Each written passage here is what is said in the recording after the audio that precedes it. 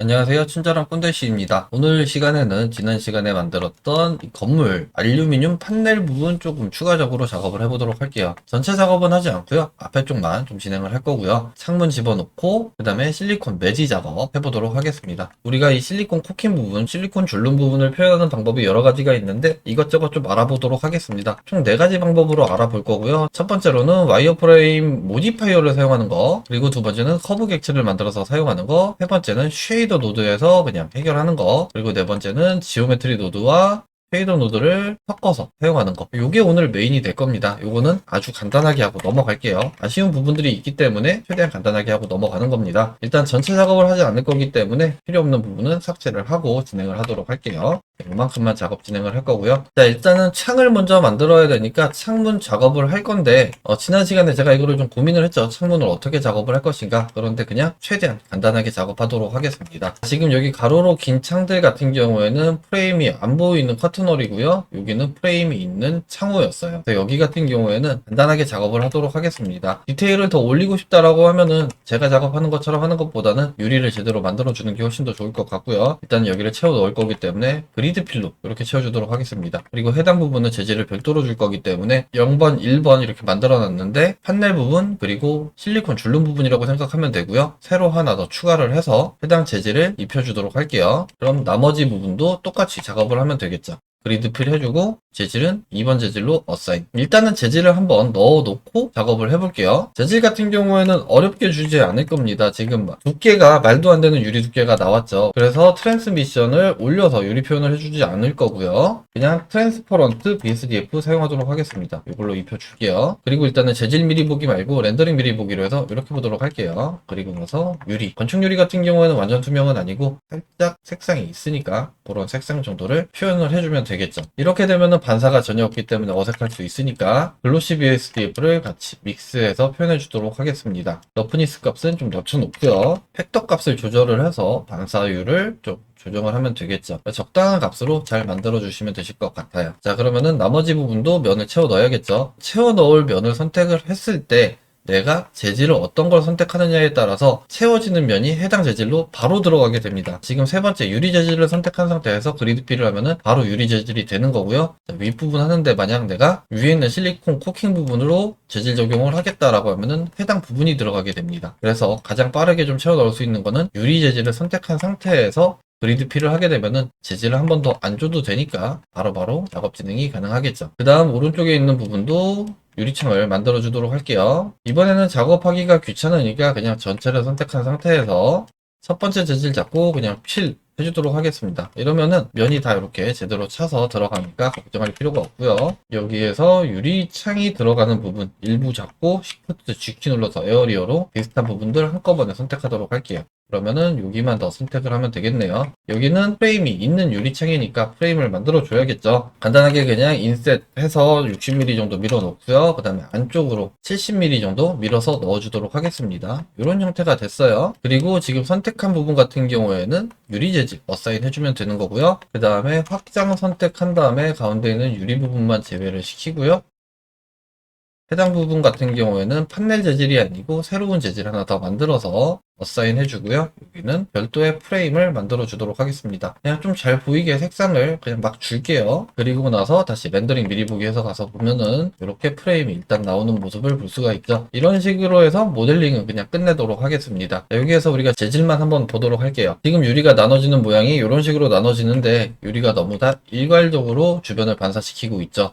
얘를 좀 바꿔놓을게요. 이렇게 좀 잘 보이게끔. 너무 일괄적으로 이렇게 반사를 시키면 좀 어색하니까 노이즈를 좀 주도록 하겠습니다. 유리 재질 들어가서 유리에 글로시 재질에 노말에 노이즈를 넣어주면 되겠죠. 여기에서 지금 제가 모델링을 이런 식으로 했는데 뒤에서 보면은 완전 엉망입니다. 어쩔 수가 없겠죠. 왜냐면 솔리디파이 모디파이어가 올라가 있기 때문에 안쪽은 완전 엉망이 됩니다. 그냥 상관 않고 일단 작업 진행할게요. 자, 그냥 노이즈 텍스처 넣어주는데 노이즈 텍스처를 노말로 꽂아주도록 하겠습니다. 그냥 꽂아주면 안 되고 범프 노드 거쳐서 들어가면 되겠죠. 범프의 하이트로 넣어주고요. 이런 식으로 만들어주고 값이 너무 강한 것 같으니까 값은 좀 낮춰주도록 하겠습니다. 그리고 나서 노이즈 텍스처의 벡터는 UV 벡터를 사용하도록 할게요. 그런데 UV 맵을 하나 새로 만들도록 하겠습니다. 오브젝트 데이터 프로퍼티스에 UV 맵 들어가서 새로 하나 추가를 하고요. 얘가 선택된 상태에서 만들어 주도록 할게요. 재질 들어가서 유리 부분만 에디트 모드 들어가서 전체 선택 해제하고 셀렉트 하게 되면 유리 부분만 잡히죠. 그리고 나서 언랩을 해주는데 언랩은 그냥 간단하게 라이트 맵 팩으로 사용하도록 하겠습니다. 여기에서 마진 값만 조금 더 넓혀서 해주게 되면은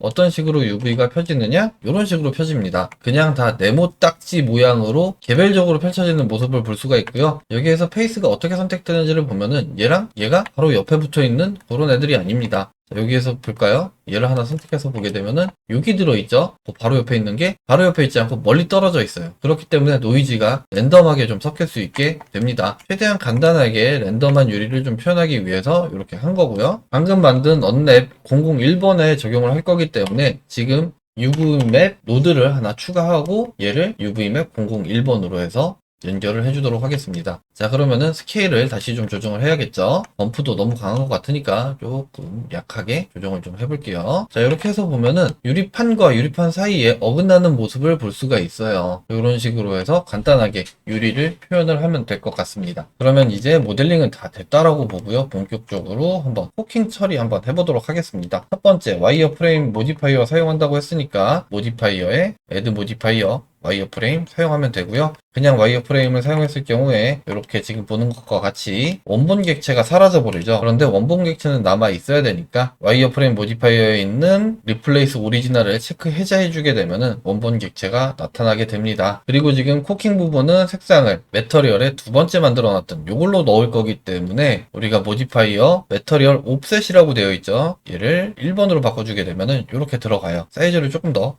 잘 보이게 좀 치울게요. 자, 그런데 문제는 뭐냐면은 여기 유리 부분입니다. 유리 부분 같은 경우에는 현재 재질이 요거죠. 3번. 3번에서 옵셋 1번이 됐기 때문에 이쪽으로 가게 돼요. 그럼 요걸 어떻게 해결하느냐? 실리콘 코킹 부분에 들어갈 재질을 가장 아래 아니면 가장 위쪽으로 옮겨주면 됩니다. 가장 위쪽으로 그냥 한번 옮겨 볼게요. 옮겨 놓은 상태에서 모디파이어의 메터리얼 옵셋을 마이너스 값으로 그냥 많이 가주면은 전체가 다 마이너스로 쭉 가다가 0번에서 다 멈춥니다. 그래서 전체적으로 이렇게 실리콘 줄룸 표현이 되는 거죠. 자, 여기에서 만약에 내가 부분적으로 코킹을 빼고 싶다. 예를 들어서 여기 모서리는 코킹이 보통 안 들어가죠. 여기도 잘 안 들어가고요. 이런 부분들을 빼고 싶다라고 하면은 버텍스 그룹을 사용하면 되는데 버텍스 그룹을 사용을 했을 때 끝으로 진행이 되면서 얇아지는 현상을 가져요. 그런 부분들이 아쉽다라는 거죠. 그리고 또 한 가지 아쉬운 부분은 뭐냐면은 지금 재질을 그냥 완전히 검은색을 넣어놨죠. 이렇게 하는 이유가 만약에 이런 식으로 들어가게 되면은 얘가 마른 목골 형태로 올라오기 때문에 모델링이 돌출이 됩니다. 그래서 상당히 어색한 모습을 가질 수가 있죠. 이런 아쉬운 부분들이 있다. 그러면은 와이어 프레임은 이런 식으로 해서 일단 끝내고요. 그 다음에 두 번째로 별도의 커브 객체를 만든다고 했죠. 커브 객체를 만들기 위해서 얘를 복사를 해가지고 작업을 할게요. 솔리디파이는 그냥 지워버리고요. 여기에서 모든 페이스를 선택을 한 다음에 페이스를 지워주는데 그냥 온리 페이스로 해서 면만 지우는 거죠. 자, 그리고 나서 요거만 따로 보도록 할게요. 자, 정면에서 바라보게 되면은 아까 우리가 만들었던 지워져야 되는 프레임 부분이 생겨버리는 거죠. 그래서 요 부분은 같이 좀 지워주는 게 좋죠. 자, 일단 선택을 해서 지우는 거는 요만큼을 선택을 해서 엣지를 지워버리면 되는데, 그런데 지금 작업하기가 귀찮으니까 그냥 대략 보여주는 거니까 이만큼 그냥 통째로 지워놓고 보도록 하겠습니다. 자, 일단은 여기에서 작업을 할 때 여기 버텍스들 붙어있죠. 붙어있는 거를 다 그냥 스플릿 해주도록 하겠습니다. 왜 그런지 보기 위해서 부분적으로 왼쪽 부분만 스플릿 할게요. 자, 여기 전체 선택하고 Alt M, Face and Edge by Vertice 이렇게 해주게 되면은 여기가 다 떨어져서 하나하나 이런 식으로 나오죠. 그럼 이렇게 해서 엣지를 만들어 놓은 상태에서 우클릭 Convert to Curve 해서 커브를 만들어 주고요. 그리고 나서 오브젝트 데이터 프로퍼티스 커브에 있는 지오메트리 라운드를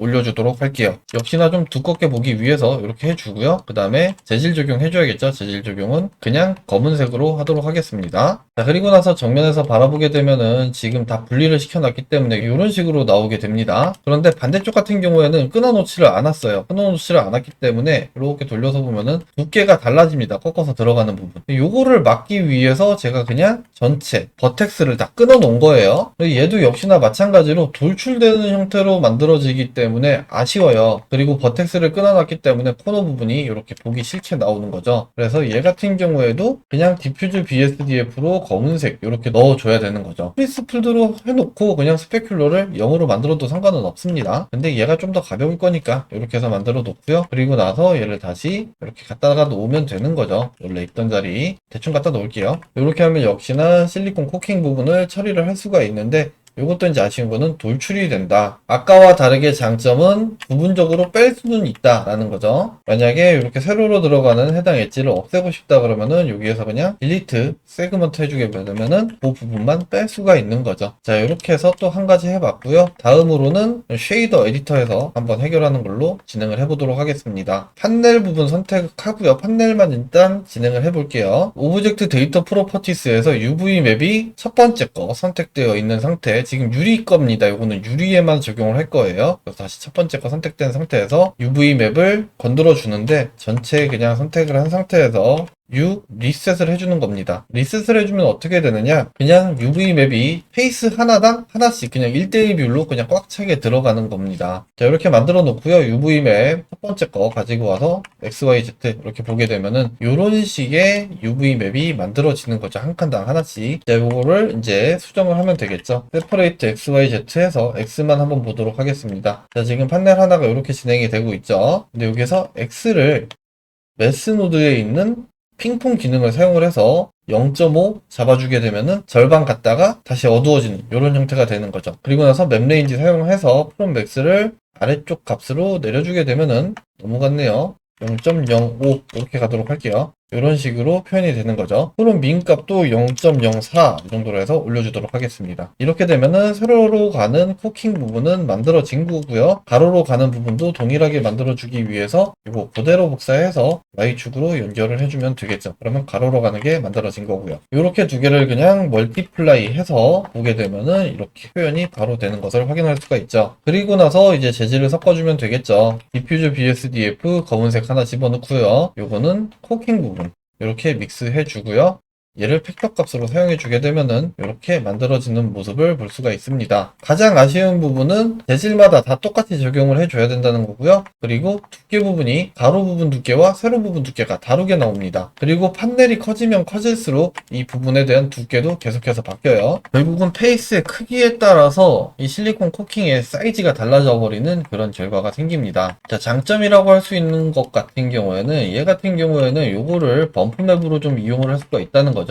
자, 범프로 꽂아 넣고 한번 보도록 할게요. 자, 오브젝트 노멀 맵을 사용을 했더니 이 부분이 조금 이렇게 움푹 들어간 효과가 나는 거죠. 요거를 좀 더 디테일하게 만든다 그러면은 더 부드럽게 만들고 하면 되는데, 그거는 지오메트리 노드 만들고 나서 최종적으로 작업 진행할 때 같이 보도록 하겠습니다. 이런 식으로 해도 표현이 가능하다. 단점은 두께가 계속 바뀐다 라는 단점이 있습니다. 자, 그러면 마지막으로 지오메트리 노드를 이용을 해서 한번 만들어 보도록 하겠습니다. 지오메트리 노드를 먼저 만들어 놓고 엎어 놓는 형태로 진행을 하도록 하겠습니다. 자, 이렇게 생긴 객체가 하나 있다라고 봤을 때 얘를 인셋을 할 겁니다. 인셋을 하는데 이렇게 할 거예요. 옵셋 2분을 켠 상태로 이렇게 내가 원하는 부분에만 인셋이 들어가게끔 이런 식으로 할 거예요. 그래서 만약에 판넬이 이렇게 만들어져 있는데 여기 부분에는 내가 포킹 표현을 하고 싶지 않다라고 하면은 해당 부분은 머지를 하고요. 나머지 부분은 다 따로따로 떨어지는 상태로 만들어서 이 상태로 인셋을 하는 이런 과정을 거칠 겁니다. 그래서 일단 인셋 지오메트리 노드를 만들어 보도록 할게요. 인셋 지오메트리 노드 같은 경우에는 유료로 판매하고 있는 분도 계시더라고요. 근데 그거를 제가 돈 주고 사기는 돈 아까워서 좀 많이 고민을 했습니다. 누누이 말씀드리지만 저도 지오메트리 노드 잘 못하고 수학도 잘 못합니다. 모든 분들이 다 사실 수 있어요. 내용이 조금 길어질 수 있으니까 최대한 빠르게 진행해 보도록 하겠습니다. 지오메트리 노드 일단 뉴 해서 하나 만들고요. 여기에서 보면 보기가 힘드니까 자, 여기에서 진행을 하도록 할게요. 이게 노드가 그렇게 많지는 않은데 조금 길어질 예정이라서 잘 보셔야 됩니다. 일단은 첫 번째 아이디어는 이 각각 페이스에 있는 페이스 코너를 이용을 해서 이렇게 인셋을 하는 거였는데,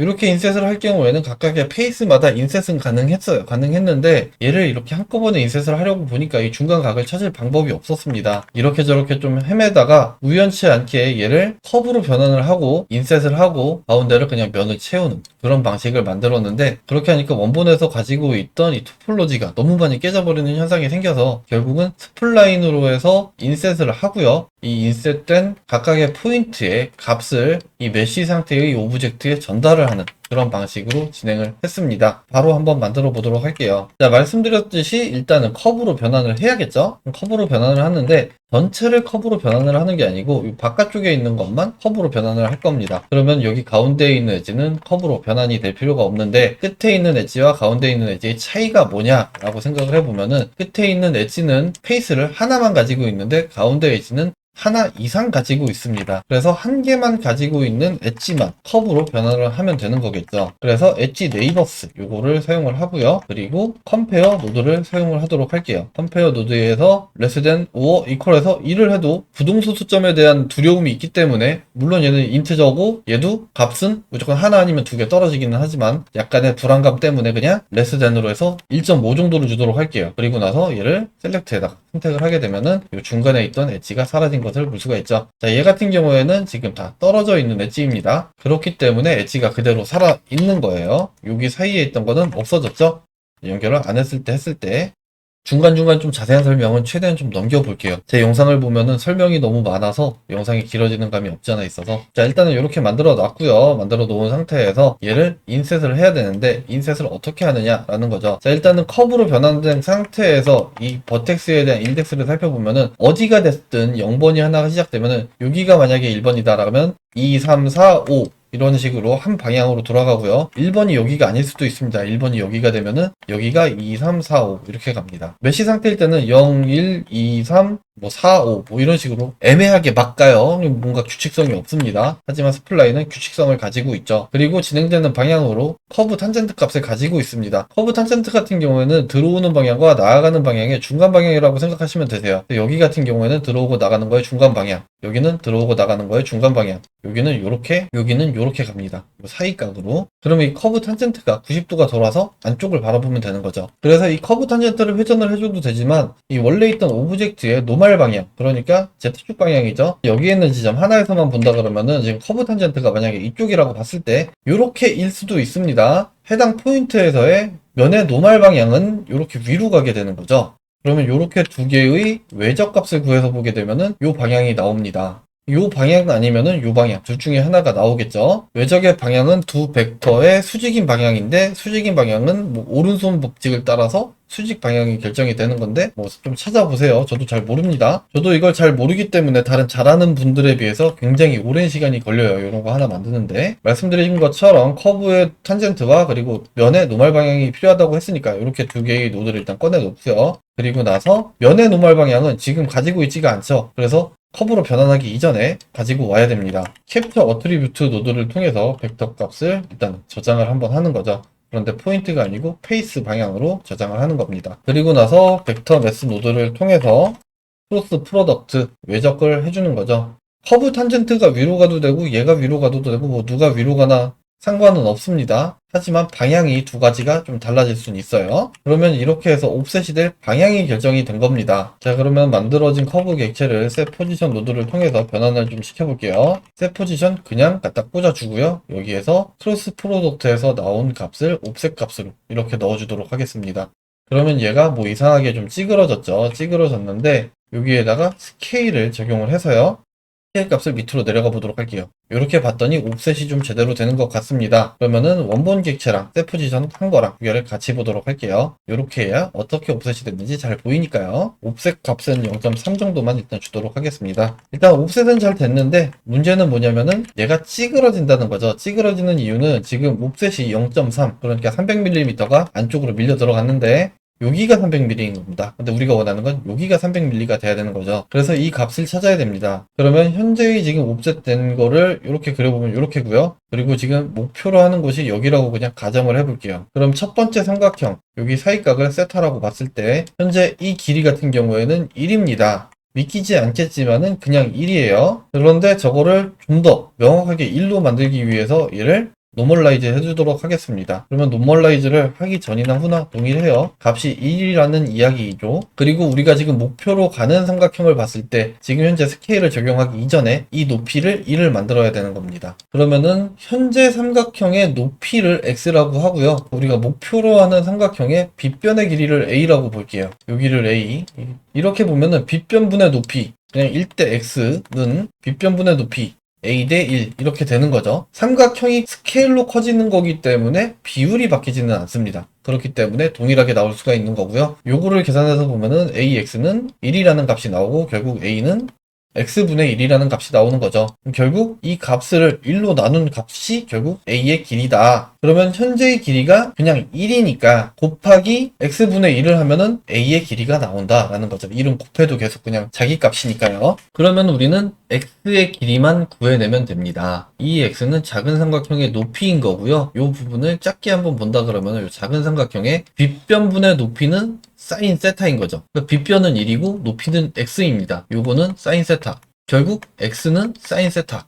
이렇게 되는 거죠. 그러면 결국 사인 세타를 1로 나눠주게 되면은 a가 되는 거죠. 그러면 우리는 사인 세타를 구하면 되는 거고요. 사인 세타를 구하기 위해서 세타를 먼저 구하고 사인 세타를 가도 되고요. 아니면은 바로 뭐 사인 세타를 찾아도 되고요. 이 사인 세타의 값을 찾는 방법이 여러 가지가 있는데 그냥 말로만 설명을 드리고요. 노드를 짜서 보여드리지는 않을게요. 첫 번째 방법으로 외적을 활용을 하는 것이고요. 두 번째로는 내적을 활용. 그리고 세 번째는 뭐 무슨 법칙인지 모르겠는데 사인 세타의 제곱 더하기 코사인 세타의 제곱은 1. 뭐 이런 게 있답니다. 그냥 저도 그냥 찾아봤어요. 여기에서 활용을 해서 우리가 사인 세타를 구할 수도 있고요. 외적이나 내적을 사용해서도 사인 세타를 구할 수가 있습니다. 첫 번째로 외적을 사용해서 구하는 방법인데 요거는 저도 한 내일 모레 되면 까먹을 거예요. 찾아보고 아직은 기억하고 있는 겁니다. 자, 외적의 성질을 보면은 외적의 방향은 두 벡터의 수직인 방향입니다. 대신에 오른손 법칙을 적용을 한 수직 방향이에요. 그리고 외적의 크기는 A 벡터의 크기 곱하기 B 벡터의 크기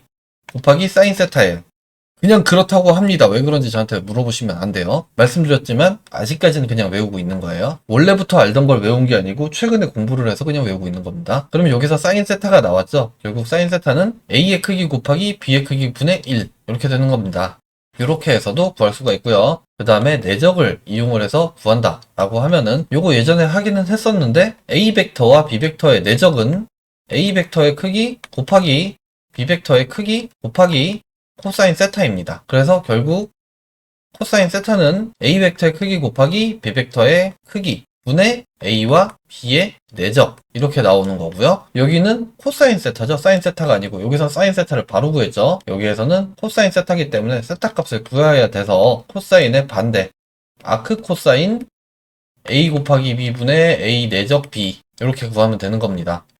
그러면 여기에서 만들어진 세타에다가 그냥 사인을 씌우면 되는 거겠죠. 뭐 이런 식의 방법들이 있대요. 근데 이렇게 저렇게 코드를 짜 봤을 때는 외적을 활용하는 게 가장 간단합니다. 이런 부분들이 굉장히 어렵게 다가올 수도 있는데도 불구하고 말씀드리는 이유는 뭐냐면은 이런 부분들을 머릿속에 잘 넣어놓고 알고 있으시면은 나중에 만드실 수 있는 게 훨씬 더 많아질 것 같아요. 블렌더 매뉴얼을 보면은 외적이 계산되는 방식은 나오는데 중요한 거는 외적의 방향은 어떠한 특성을 가지고 외적의 크기는 어떠한 특성을 가지고 요것만 딱 알고 있으면 되실 것 같아요. 그게 가장 중요한 것 같습니다. 자, 일단은 첫 번째 방법으로 만들어 보도록 하겠습니다. 자, 일단은 첫 번째 방법으로 만들어 보도록 하겠습니다. 우리가 지금 구해야 되는 건 사인 세타니까 요 벡터랑 요 벡터랑 일단 외적을 해야죠. 근데 요거 벡터는 우리가 구해놨습니다. 어디에서? 여기에서. 여기 크로스 프로덕트에서 나온 벡터가 지금 요 벡터인 거죠. 그럼 요 벡터를 찾아야 되는데 요건지 모르겠는 하나를 일단 찾을 수 있어요. 요거를 찾는 방법도 굉장히 여러 가지가 있겠죠. 첫 번째 방법으로는 이 포인트의 번호를 보는 겁니다. 아까 말씀드렸듯이 커브 같은 경우에는 스플라인, 인덱스가 이렇게 돌아요. 한 방향으로. 요렇게 돌든 요렇게 돌든. 그럼 결국 얘가 3번이다 그러면은 여기에 있는 인덱스는 4번 아니면 2번 둘 중에 하나겠죠. 그러면 내 포인트에서 나보다 1 높은 인덱스를 빼거나 더하면 되는데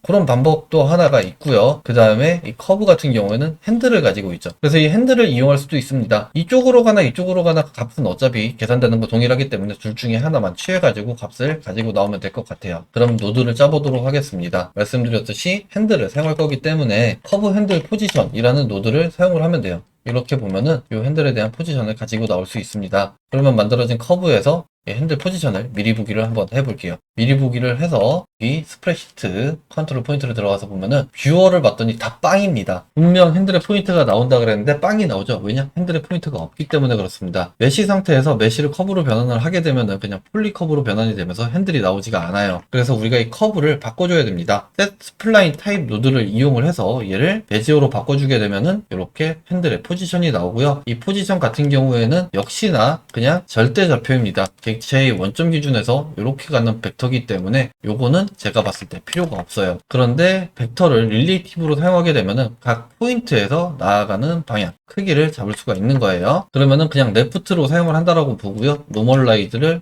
만들어줘서 요 벡터를 1로 만들어주는 거죠. 요거를 1로 만들어줘야 공식을 사용할 수가 있기 때문에 노멀라이즈를 해주고요. 그러면은 A 벡터와 B 벡터를 크로스 프로덕트 해주면 되는 거죠. 자, 요거 스케일 일단은 뒤로 확 빼놓고요. 요 사이를 좀 벌려놓도록 하겠습니다. 그러면 이렇게 두 개 만들어진 거를 크로스 프로덕트로 이렇게 연결을 해주면 되고요. 그러면 이렇게 나온 벡터의 크기가 사인 세타라고 했죠. 그러면 크기만 다시 가지고 나와야 되니까 얘를 랭스로 변환을 해서 가지고 가면 되는 거죠. 그럼 요게 이제 사인 세타. 그러면 지금 사인 세타의 값까지는 구했죠. 사인 세타는 요거였죠. 우리가 최종적으로 구하고자 하는 A의 값은 사인 세타분의 1이었으니까 매스의 디바이드 1 나누기 사인 세타 값 해주면 되는 거죠. 그럼 요렇게 나온 값이 뭐다? 요 길이다. 그러면 현재의 그냥 길이가 1이었으니까 요거에다가 스케일 값을 연결을 해주게 되면은 우리가 원하는 형태가 될 수가 있는 거고요. 자, 요렇게 연결을 해서 얘를 봐야겠죠. 이제 지금 여기에서 안쪽으로 더 밀고 들어가야 되는데 디바이드가 0.5라서 지금 여기가 500mm가 된 겁니다. 그래서 디바이드는 그냥 1로 일단 둔 상태에서 뒤에다가 그냥 스케일을 하나 더 붙이도록 할게요. 여기에서 조정을 해도 관계는 없습니다. 자, 여기서 올라가게 되면은 이렇게 옵셋이 잘 되는 모습을 볼 수가 있죠. 자, 이렇게 되면 옵셋은 됐는데 굉장히 불필요하게 메쉬를 옵셋을 시켜서 인셋을 한 게 아니고 스플라인을 그냥 옵셋을 해버린 거죠. 자, 그러면 여기에서 만들어진 이 값을 잘 가지고 있다가 메쉬한테 전달을 해주면 되는 겁니다. 지금 가는 길이 전혀 다른 상태에서 다른 길에 있는 거를 가지고 오려고 그러면은 샘플 인덱스를 사용하시면 되세요. 샘플 인덱스 같은 경우에는 서로 가는 길이 달라도 값을 추출을 해서 전달을 해주는 역할을 하는 거고요. 샘플 인덱스의 벡터 노드를 사용을 하면 되고요. 우리가 지금 구한 값, 요거를 전달을 해주면 되는 거죠. 우리가 지금 진행하고 있는 스플라인의 요 값, 요거를 전달을 해주면 되는데 중요한 거는 여기다가 인덱스를 연결하면 안 됩니다. 말씀드렸듯이 스플라인의 인덱스와 메쉬 상태의 인덱스가 전혀 달라요. 전혀 다르기 때문에 그냥 인덱스를 전달해서 주게 되면은 문제가 생깁니다. 그러면 어떻게 하느냐? 샘플 리얼리스트라는 노드가 있어요. 요거는 이제 가장 가까운 쪽에 있는 요거는 뭐냐면은 인덱스의 넘버를 가장 가까운 쪽에 있는 걸로 바꿔주는 겁니다. 그래서 요거를 똑같이 스플라인을 연결을 해준 상태에서 인덱스를 연결을 하고요. 여기 있는 밸류 값을 넘겨주게 되면은 위에 있는 메쉬가 2번이고 만약에 스플라인의 인덱스가 3번이었다라고 하면 스플라인의 인덱스를 2번으로 그냥 자동으로 강제 변환시키는 겁니다. 근데 요거는 강제 변환이라고 이야기는 하지만 가장 근처에 있는 거를 그냥 따라가는 거예요. 그리고 나서 이게 잘 만들어졌는지 확인하기 위해서 뷰어 노드 매달고요. 얘를 연결을 해서 보면은 얘가 갑자기 경고 메시지가 떠요. 이게 왜 그러냐면은 샘플 리얼리스트 같은 경우에는 메쉬 상태에서만 작동이 됩니다.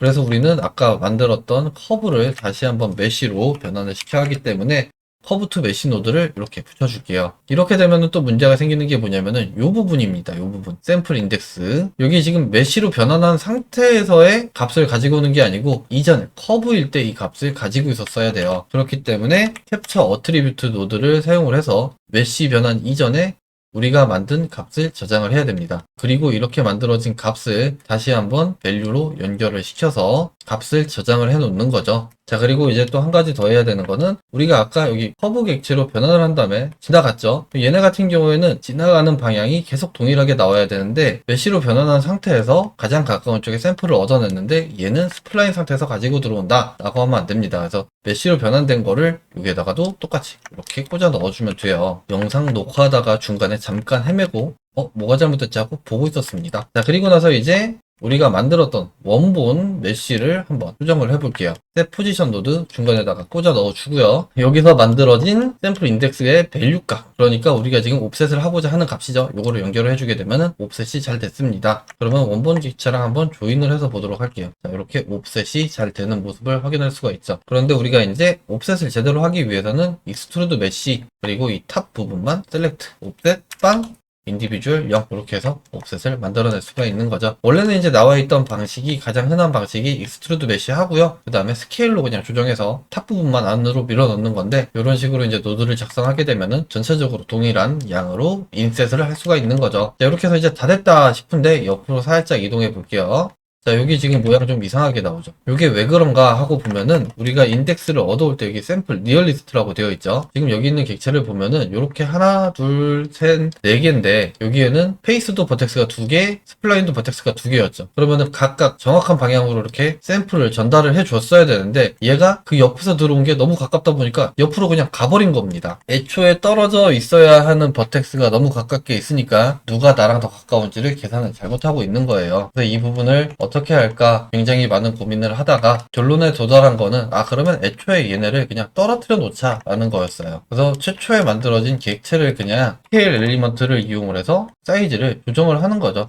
절반만큼 줄여놓게 되면은 이렇게 각각 떨어진 상태로 스케일이 줄어드니까 줄여놓고 나중에 다시 키우자 라는 생각으로 모든 것들을 계산하기 전에 얘를 집어넣으면 되는 겁니다. 그리고 지금 같은 경우에는 익스트루드 메쉬 쪽으로 가는 지오메트리를 얘를 연결을 하면 되겠죠. 그냥 같은 흐름이니까. 자, 그러면은 모든 것들을 하기 전에 스케일을 한번 주고요. 그리고 모든 것들이 끝난 이후 여기에다가 다시 한번 스케일을 2배만큼 키워주면 되는 거죠. 그리고 나서 들어가서 보면은 잘 되는 모습을 확인할 수가 있습니다. 그런데 단 바뀐 것은 두께가 바뀌었죠. 왜냐면은 맨 처음에 절반만큼 줄어들었으니까 내가 처음에 원했던 만큼 하기 위해서는 여기 들어가는 값이 내가 원하는 값의 절반만큼만 들어가야 되는 겁니다. 0.15죠. 이렇게 하면은 처음에 만든 것과 동일하게 되는 거죠. 이렇게 해서 다 됐다라고 생각을 했는데 이게 또 이상한 부분이 있어요. 계속해서 수정을 해 나가면서 보도록 하겠습니다. 자, 이렇게 지금 페이스가 만들어져 있다라고 봤을 때 확대해서 보면은 여기가 틀어집니다. 이 틀어지는 거를 막기 위해서 우리가 처음에 만들었던 센터를 나중에 다시 전달을 해주면 돼요. 그래서 페이스의 포지션 값을 저장을 해놨다가 맨 마지막에다가 다시 한번 연결을 해주는 거죠. 여기 있는 어트리뷰트를 여기 있는 맨 끝에 다시 리스케일 해주는 센터에다가 연결을 해주는 거죠. 이런 식으로요. 그리고 나서 더 가서 보면은 이제 잘 맞는 것 같습니다. 그런데 이게 끝이 아닌 게 맨 마지막에 저도 아는 사실인데 이런 식으로 작업을 하다 보면은 이렇게 틀어집니다. 이거를 어떻게 해야 되나 굉장히 많이 고민을 했는데 이게 지금 발생되는 원인은 뭐냐면은 여기에서의 페이스의 수량과 여기에서의 페이스의 수량이 다르죠. 결국은 페이스가 늘어나면서 여기에서 가지고 온 포지션 센터 값을 그대로 사용하지 못하는 것 같아요. 그래서 그런 것 같고요. 명확하지 않습니다. 검토를 전혀 못 해봤기 때문에 검토할 능력도 안 되고요. 이거를 어떻게 할까 굉장히 많이 고민을 했는데 이렇게 저렇게 그냥 고민하다가 우연치 않게 그냥 메시 아이슬란드의 아이슬란드 인덱스 각각 떨어져 있는 뭔가의 값이니까 이걸 한번 넣어볼까 해서 꽂았는데 되더라고요. 자, 포지션을 지웠을 때 지금 움직이지 않는 것 같은데 다른 문제는 여기가 다시 겹쳐진다는 겁니다. 스케일이 될 때 전체적으로 한 방향으로 같이 스케일이 적용이 되기 때문에 이런 거예요. 그래서 요거는 해결 방법이 아니고 아이슬란드 인덱스를 꽂아놓게 되면은 그냥 제자리에서 이렇게 됩니다. 추가적으로 더 나눠지는 게 없기 때문에 그냥 되는 것 같아요.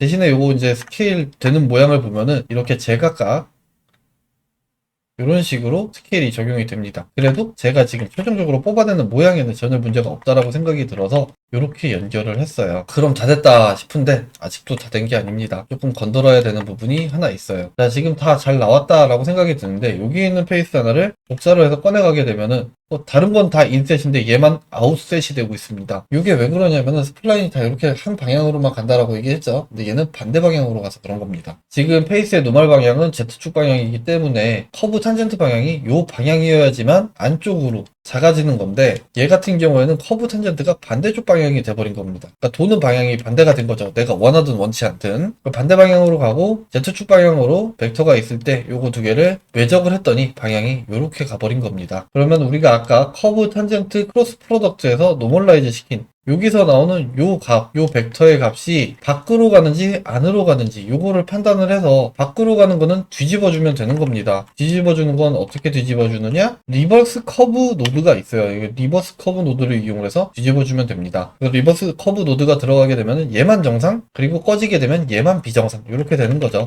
그러면 결국 얘만 돌리면 되는 겁니다. 그럼 이걸 어떻게 판단을 할까? 굉장히 많은 또 고민을 해봤는데 내용은 이렇습니다. 벡터가 이렇게 만들어졌든 이렇게 만들어졌든 이 포인트에서 면의 포지션으로 가는 벡터를 하나를 뽑아서 얘랑 얼마나 같은지를 보는 거죠. 그래서 이 방향이 만약에 180도보다 벌어진다. 마이너스 값으로 간다 그러면은 얘를 뒤집어라. 이런 식으로 진행을 했습니다. 자, 그러면은 스케일한 이후에 캡처 어트리뷰트 하나 또 사용을 해서 포지션을 이렇게 가지고 오면 되는 거죠. 반드시 스케일하고 나서야 됩니다. 스케일하기 이전에는 면의 포지션 위치가 다르기 때문에 스케일한 이후에 캡처 잡아주시고요. 그리고 또 하나 필요한 것은 그냥 포지션이었죠. 그러면 벡터 매스 노드를 이용을 해서 서브트랙트 해주고요. 페이스의 포지션에서 원점의 포지션을 뺀다 그러면은 시작점이 포인트인 요런 벡터가 만들어지는 거죠. 그럼 여기에서 나온 벡터 요거랑 방향을 확인하기 위해서 내적을 사용하면 되는 거죠. 그래서 요거 두 개의 내적 값을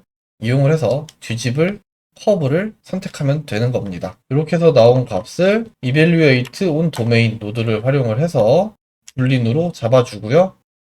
이렇게 연결을 해서 얘를 활성화시켜 보면은 자, 전체가 다 뒤집혔죠. 그러면은 요 두 개가 이제 뒤집어져야 되니까 뒤집는 가장 쉬운 방법은 여기 앞에 서브트랙트 했을 때 위아래를 바꿔주면 되는 겁니다. 이렇게 되면은 전체적으로 인셋이 되는 이런 형태의 노드를 만들 수가 있죠. 노드 정리는 지금 하지 않고요. 이 노드는 제가 정리 잘 해서 다운로드 링크 따로 남겨놔 드릴게요. 굳이 이거에 대해서 만들어 보고 싶지 않다 혹은 만들어져 있는 걸 보면서 이렇게 좀 연구를 하면서 설명을 들으면서 공부를 하고 싶다 하시는 분들은 다운로드 받아서 보시면 되실 것 같고요. 이렇게 해서 일단은 인셋이 다 되게 만들었는데 처음에 말씀드렸을 때 이것을 인셋으로만 사용하지 않고 재질로도 좀 활용한다라고 얘기를 했었나요? 아무튼 뭐 그랬던 것 같아요. 그렇게 좀 사용을 하려고 합니다. 그러면은 지금 이 부분은 판넬 부분이 될 거고요. 판넬 혹은 유리 혹은 뭐 다른 부분들이 될 거고요. 이 부분이 실리콘, 코킹 부분이 되는 거죠. 그래서 이 부분에 대해서 좀 따로 재질을 만들어내기 위해서 캡처 어트리뷰트 혹은 스토어 네임드 어트리뷰트 뭐 둘 중에 아무거나 사용해도 되는데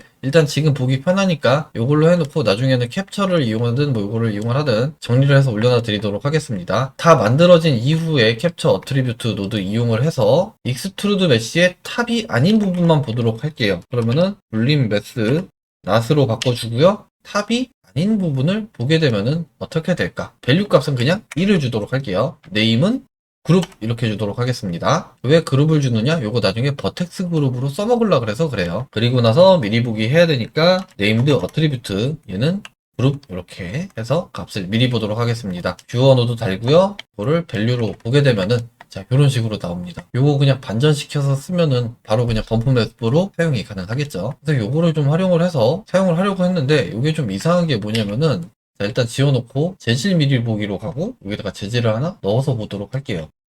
어트리뷰트 노드를 쉐이더에다가 넣어놓고요. 얘를 그대로 복사 여기에다가 펴넣기 해서 이렇게 넣어서 보도록 하겠습니다. 이렇게 하면 지금 현재는 잘 나오죠. 그런데 이게 버텍스 그룹을 하나 추가하게 되면은 바로 안 나와 버립니다. 그래서 여기에서 만들어지는 이름은 버텍스 그룹이랑 이름이 겹쳐지면 안 되고요. 버텍스 그룹이랑 이름이 겹쳐져도 가능한 경우가 있어요. 어떠한 경우냐면은 얘가 플로트가 아니고 다른 뭔가로 들어가면 됩니다. 자, 인트저로 해서 값을 1로 바꿀게요. 그냥 됩니다. 버텍스 그룹이랑 이름이 겹쳐져도 돼요. 벡터도 마찬가지로 값을 다 1을 주면은 겹쳐져도 상관이 없습니다. 컬러, 바이트 컬러, 분린 뭐 다 동일해요. 얘네는 버텍스 그룹이랑 이름이 겹쳐져도 전혀 상관이 없어요. 이게 문제가 없기 때문에 저는 그냥 분린을 쓰도록 하겠습니다. 자, 이렇게 해서 일단은 하나 만들어 놓고요. 그리고 하나 더 만들도록 할게요. 자, 이번에는 어떤 걸 만들 거냐면은 실리콘 줄눈이 들어갈 부분을 완전히 그냥 하얀색으로만 표현할 수 있는 그거를 만들도록 할게요. 자, 그러면 어떻게 하면 되느냐? 요거를 똑같이 집어넣어서 보는데 얘가 포인트가 아니고 페이스로 들어가면 그냥 이렇게 나옵니다. 이렇게 두 개를 사용하도록 할게요. 지금 갑자기 든 생각인데 얘는 이렇게 안 써도 되겠네요. 자, 그냥 샘 매터리얼 노드를 이용을 해서 매터리얼을 바꿔주는데 어떤 부분을 바꾸느냐? 탑이 아닌 부분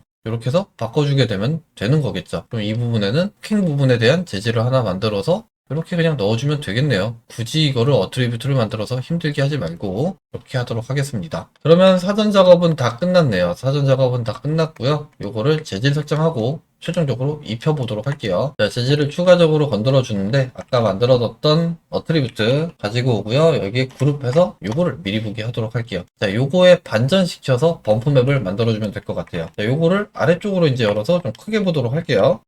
그냥 인버트 컬러 사용을 해서 이렇게 들어가도 되고, 아니면은 서브트랙트 1 마이너스 컬러 값 이렇게 들어가도 되겠죠. 이렇게 만들어 놓은 상태에서 범프 이렇게 해서 노멀로 넣어주도록 하겠습니다. 그리고 재질 미리 보기로 하면은 이렇게 뾰족하게 나오죠. 그래서 이 부분을 조금 더 부드럽게 만들어주기 위해서 그냥 간단하게 메스 노드 사용을 하고요. 얘를 코사인으로 넣어주게 되면은 얘가 그냥 이렇게 부드러워집니다. 지금 값이 0에서 1까지의 범위였기 때문에 이렇게 그냥 바로 부드러워질 수가 있는 거고요. 이렇게 사용을 하면 될 것 같아요. 자, 그러면은 우리가 지금 원하는 거는 안으로 들어가는 오목한 부드러운 곡선인데, 지금 이렇게 들어가게 되면 밖으로 튀어나와 버리니까 요거를 해결하기 위해서 인버트 컬러를 그냥 빼버렸다 라고 하면 뾰족해져 버립니다. 여기에서 디스턴스 값을 좀 줄인다라고 해도 뾰족함이 사라지지는 않죠. 이 부분을 그냥 간단하게 없애기 위해서 인버트 시킨 상태에서 다시 인버트 시키는 방향으로 이렇게 그냥 진행하도록 할게요. 그리고 나서 여기서 스트렝스 값 조정해서 적당하게 오목한 정도를 만들어주면 될 것 같습니다. 자, 이렇게 되면은 다 만들었어요. 그러면 우리가 만들어 놓은 이 객체에다가 이 지오메트리 노드와 재질을 한번 같이 넣어주도록 할게요. 자, 지금 지오메트리 노드를 넘기고 나서 보니까 얘네가 막 깨집니다.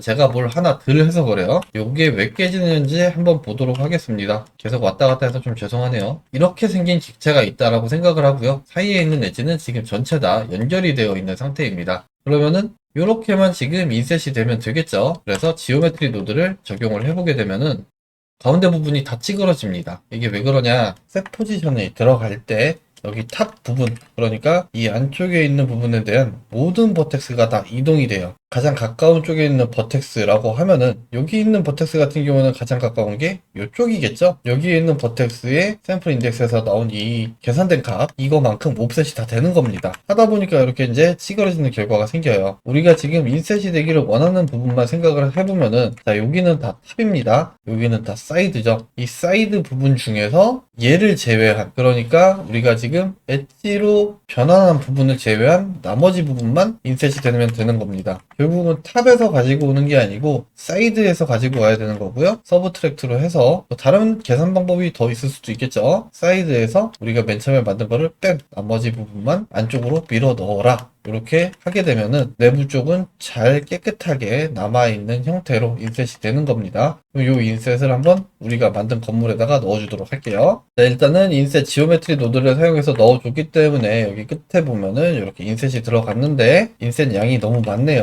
이거를 좀 조정을 하고요. 그리고 나서 내가 필요한 부분들을 선택을 한 상태에서 그냥 페이스 바이 엣지 스플릿을 해주면 되는 겁니다. 그런데 가능하면은 이것들이 다 연결되는 상태로 이렇게 끊어주는 게 좋겠죠. 그러면 필요한 부분들을 선택을 하고 일단은 필릿을 다 한번 해보도록 하겠습니다. 요만큼 엣지를 선택을 했고요. 얘네를 다시 한번 플릿을 해주도록 하겠습니다. 플릿을 하자마자 잘 나눠진 모습이고요. 그리고 나서 재질 미리 보기 들어가서 보게 되면은 이렇게 잘 나오는 모습이죠. 잘 볼 수 있게 이렇게 확대를 해볼게요. 여기 좀 이상하게 선택이 됐네요. 엣지가 애초에. 이상하게 된 데들은 그냥 다시 한번 끊어주거나 아니면 다시 한번 붙여주거나 하면 되니까요. 크게 뭐 걱정할 거는 없고요. 여기는 다시 정리를 좀 해줬고요. 확대해서 보도록 하겠습니다. 약간 각이 져서 보이죠? 이렇게 각이 져서 보이는 거는 재질 수정을 조금만 더 해주면 되겠죠. 여기서 스트렝스 값이나 디스턴스 값을 좀 줄여주게 되면은 이렇게 부드러운 형태로 실리콘 코킹 표현이 굉장히 잘 되는 것을 확인을 할 수가 있습니다. 이렇게 해서 표현을 한다 그러면은 부분적으로 재질마다 따로따로 넣어줄 필요도 없고요. 커튼홀 부분에도 이렇게 실리콘 코킹 처리가 되고요.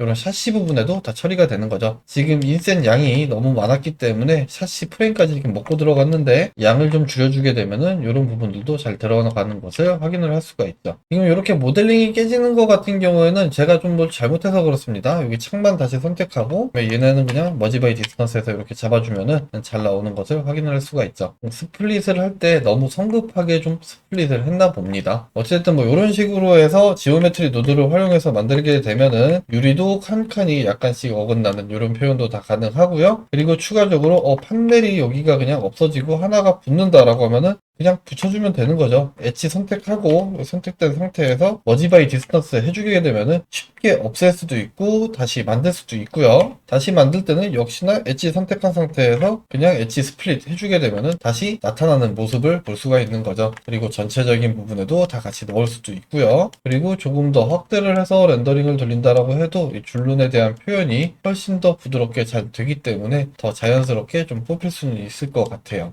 줄눈의 크기에 따라서 디스턴스 값을 잘 조정을 해서 부드럽게 잘 나오게끔 만들어주면 되고요. 마지막으로 해당 노드에 대해서 한 가지만 더 본다 그러면은 이 해당 노드 같은 경우에는 여기에 익스트루드가 남아있기 때문에 얘를 실제로 돌출을 시키는 것도 가능하세요. 올려주게 되면은 위로 실제 돌출이 되고 스케일 값을 건드려서 이런 식으로 실제 돌출을 만들 수도 있습니다. 단 코너 꺾어지는 부분 같은 경우에는 왜곡이 생기죠. 이 왜곡 생기는 거는 별도로 영상을 올려드린 게 있으니까 왜곡 잡는 거 해서 같이 넣어주면 됩니다. 지오메트리 툴 활용해서 걸레바지 만드는 영상 보시면은 나와요. 오늘은 이렇게 해서 한번 실리콘 코킹에 대한 처리를 할 수 있는 지오메트리 노드를 좀 만들어 봤습니다. 이 지오메트리 노드를 다른 곳에 또 언제 또 사용할 수 있을지는 모르겠지만 어찌됐든 제가 봤을 때는 모디파이어로 인셋을 사용한다는 거는 하나의 또 메리트가 될 수가 있기 때문에 잘 담아 두셨다가 필요한 상황에 사용하시면 좋을 것 같네요. 그럼 오늘 영상은 이렇게 해서 마치도록 하고요. 제가 이 지오메트리 노드는 잘 정리해서 다운로드 링크를 남겨놔 드릴게요. 필요하신 분들은 자유롭게 다운받아서 사용하시면 될 것 같습니다. 오늘도 영상 시청해 주셔서 진심으로 감사드리고요. 다음 시간에 더 좋은 영상으로 찾아뵐 수 있도록 하겠습니다. 감사합니다.